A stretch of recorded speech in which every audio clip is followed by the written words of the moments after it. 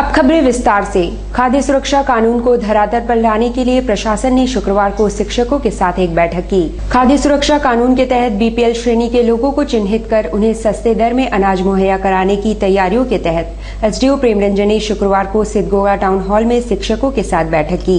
बैठक में उन्होंने कहा कि ग्रामीण क्षेत्रों में शहरी क्षेत्र की तुलना में ज्यादा ध्यान केंद्रित करने की जरूरत है। इसके लिए बीएलओ स्तर से कार्य किए जाएंगे और चिन्हित करने का कार्य शुरू किए जाएंगे। ये फूड सिक्योरिटी बिल के तहत एक सर्वे होना है, फैमिली सर्वे, उसके लिए ये रखा गया था। बीएलओ के लेवल पे कराना है। दोनों स्पेशल अफसर जो हैं उन लोगों को सभी को सामग्री वितरण करना है। उसको लेके एक परिचयात्मक संबोधन था डीएसओ और एसओआर। काफी शिक्षक नाराज होकर के निकल गए हैं। लोगों का विरोध है, टीचरों को क्यों काम कराया जाता है इस तरह से? हाँ, ये विरोध सब जगह देखने को मिल रहा है। हम लोग देख रहे हैं इसका समाधान कैसे। यहाँ भी काफी कम टीचर हैं, क्या कारण क्या? वो एक रिमर है इसके बारे में, और जगहों से लोगों को प्रेरित हो रहे हैं। तो जैसे सरकार का निर्णय होगा हम लोग सब लोग मिलकर वही करेंगे और शिक्षक तो सरकार के निर्णय से बाहर नहीं। वहीं दूसरी ओर सिद्धगोगा टाउन हॉल में चल रही बैठक का बहिष्कार करते हुए कुछ शिक्षक बाहर निकल गए। वे इस बात से नाराज थे कि हर काम प्रशासन उन्हीं के मत्थे मढ़ देती है। ऊपर से अब राशनिंग वाला ड्यूटी देगा तो हम लोग नहीं करने वाले हैं ड्यूटी। अब लोग विरोध कर रहे हैं। हम लोग विरोध कर रहे हैं। हमको बोली थी कि आपका 90% टिकट चला गया है। एक तो 11 बजे का टाइम थे कि लोग आए हैं 12:30 में। अच्छा, हम लोग सुबह से घर से 6 बजे निकले हुए हैं। क्या क्या काम करेंगे हम लोग? किस काम के लिए आप लोग को ट्रेनिंग के लिए बुलाया गया था? ट्रेनिंग तो राशनिंग वाला लगता है कि कुछ काम है, फूड क्या थी जो निकला हुआ है। अच्छा, बजे से आए हैं और 12 बज गए, कोई पदाधिकारी का पता नहीं है। और हम लोग सुबह 6 बजे से घर से निकले क्योंकि अभी मॉर्निंग शिफ्ट चल रहा है स्कूल का। और बिना नोटिस के ही अचानक से मीटिंग रख दिया जाता है और अचानक से बुला लिया जाता है और सबको आना भी पड़ता है। और आने के बाद भी यहाँ लोगों का पता नहीं होता।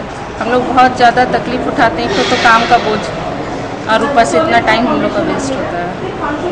इसलिए सब विरोध किए हैं। सारा काम टीचर से ही कराया जाता है। सारा काम और इतना धूप में अब बोल रहे हो भी स्कूल के बाद घर घर घूमना, ये संभव सा नहीं है। लेकिन ये समस्या कभी ख़त्म होने वाला नहीं है। सिर्फ बोला जाता है कि टीचरों से नहीं कराया जाएगा, लेकिन हमेशा काम का बोझ हम पर ही लाद दिया जाता है। इसका कोई समस्या का समाधान नहीं है, क्योंकि इजीली हम लोग अवेलेबल हो जाते हैं। जो चीज़ हमारे ऊपर आदेश दिया जाता है उसको हम लोग मानते चले आ रहे हैं, जिसका परिणाम ये है कि अब हर तरह का काम हम लोग के सर पर मढ़ दिया गया है। लगता है कि जो भी बीएलओ है दैट मीन्स वो भी एक इंसान है, उसका भी एक परिवार है। और हम टीचर लोग कहाँ कहाँ स्कूल भी देखेंगे, बाहर भी। अब तो पहले तो था कि हम लोग को स्कूल से मुक्ति दी जाती थी तो काम हम लोग समय से करके देते। अभी स्कूल भी करना है और बाहर भी करना है। एक लेडीज हम लोग शाम को 4 बजे के बाद कहाँ भटकते भी रहेंगे।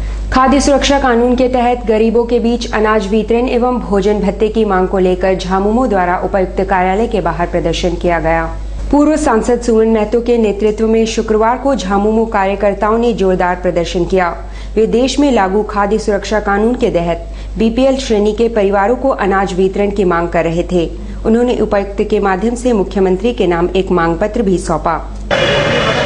झारखंड मुक्ति मोर्चा जिंदाबाद जिंदाबाद जिंदाबाद। झारखंड मुक्ति मोर्चा जिंदाबाद जिंदाबाद जिंदाबाद। जय झारखंड जय झारखंड लेकर के माननीय मुख्यमंत्री के नाम द्वारा उपायुक्त पूर्वी सिंहभूम को दे रही है और ये मांग कर रही है कि पूरे देश में खाद्य सुरक्षा कानून लागू है और उसके बावजूद भी यहाँ के लोगों को लाभ नहीं मिल रहा है। जैसा कि वो नियम है कि ग्रामीण क्षेत्र में रहने वाले 75% एवं शहरी क्षेत्र में रहने वाले 50% लोगों को इसका लाभ मिलना चाहिए, लेकिन लाभ तो दूर की बात है। अब तक राज्य सरकार जो है ऐसे व्यक्ति को चिन्हित भी करने का कार्य नहीं कर रही है। जैसा कि कानून बताता है, खाद्य सुरक्षा कानून के तहत ऐसे जरूरतमंद जो परिवार हैं उनके परिवार के प्रत्येक व्यक्ति को 5 किलो अनाज मिलना है। अगर किसी के घर पे 5 सदस्य ऐसा है तो 25 किलो उसको अनाज सस्ते दर पे मिलना है, लेकिन अब तक सरकार जो है देने में असक्षम है। हम लोगों का ये मानना है और हम लोग ये मांग करते हैं सरकार से कि 1 महीना के अंदर वैसे जरूरतमंद लोगों को अनाज उपलब्ध कराया जाए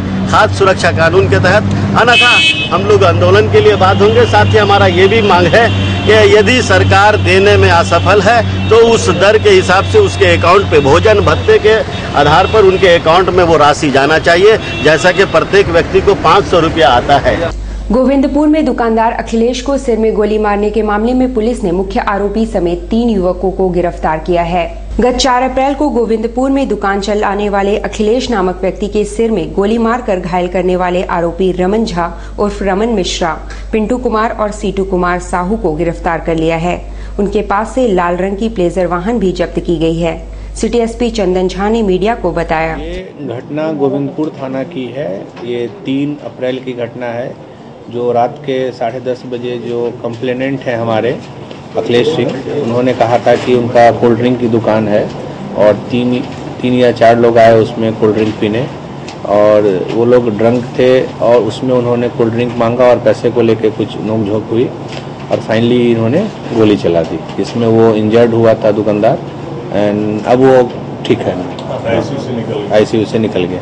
तो उसी में डीएसपी सिटी, इंस्पेक्टर टेल्को, थाना प्रभारी गोविंदपुर और 2 और अफसर, ये लोग इसमें इन्वेस्टिगेशन कर रहे थे और हम लोग काफ़ी इसमें अलग अलग सोर्स से पता कर रहे थे with the help of technical cell. Finally हमने इसमें 3 लोगों को गिरफ्तार किया है।